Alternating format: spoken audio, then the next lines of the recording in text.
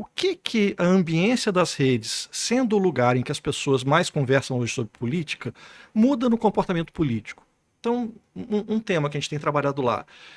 Por que é tão mais difícil hoje refazer acordos, refazer pactos com quem teve em outras posições políticas diferentes da minha? Vamos lembrar aqui eleições do passado no Brasil. Todo mundo deve lembrar de 89. Mesmo quem não viveu tem referência sobre aquela primeira eleição que foi... Brizola, Lula, depois, Enéas... Exatamente. Né? Maluf. Chega um segundo turno, o Collor que vence o Lula. E é uma eleição que teve muita polarização à época. Você imaginava uma enorme dificuldade nos primeiros momentos, quem votou no Lula concordar com quem votou no Collor, de conversar. Mas, se eu lembro bem o que aconteceu, o governo Collor começa a caminhar para o fim no primeiro dia. Logo na primeira medida econômica do governo, eles fazem o confisco da poupança. Aquilo já dilapida grande parte dos eleitores que tinham votado nele.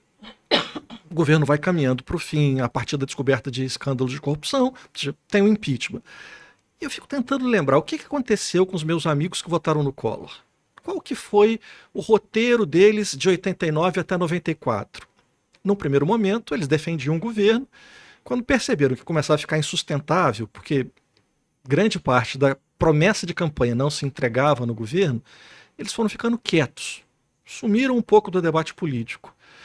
Em 94, apareceram de novo votando no Fernando Henrique, votando no Lula, votando no Enéas, ou seja, tiveram um tempo de silêncio, de esquecimento, em que não havia uma cobrança sobre eles da posição que eles tinham tido lá no primeiro e segundo turnos.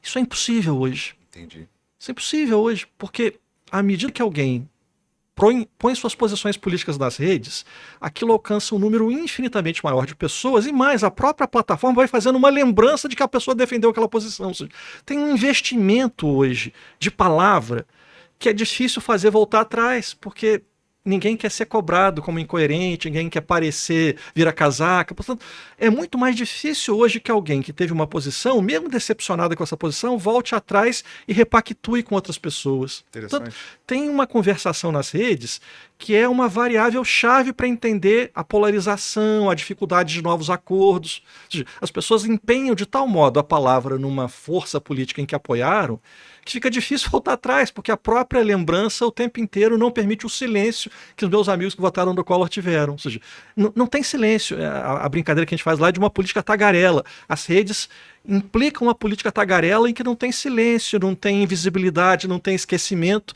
e essa lembrança infinita da minha posição dificulta que eu saia dela. Então, você tem um fenômeno de esgarçamento da possibilidade do consenso. E, ao mesmo tempo, a bolha que ela é impactada, porque o algoritmo só vai apresentar aquelas justificativas dentro do perfil dela, do que ela vê na política, isso solidifica, consolida aquele discurso. É como se eu desse munição.